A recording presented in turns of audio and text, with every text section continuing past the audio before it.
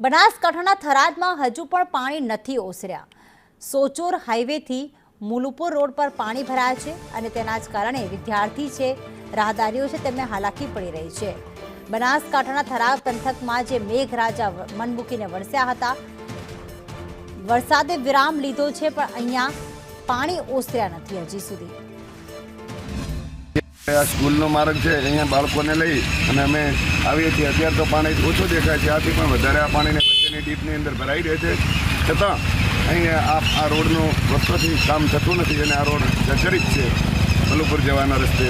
તો આ રોડ તાત્કાલિક થાય એવી સર્વે લોકોની, વાલીઓના, વિદ્યાર્થીઓના વાલીઓની અને અહીં રાહદારીઓ જે ચાલે છે એ બધા લોકોને જે ચાલવામાં તકલીફ થાય છે એના માટે તાત્કાલિક આ રોડનું કામ થાય એવા માટે સર્વ લોકોની માંગણી છે। 3 ઇંચ જ વરસાદ પડ્યો છે, એમાં પાણી ભરાયેલું છે અને આના ઘૂંટણસમાં પાણી ભરાય છે।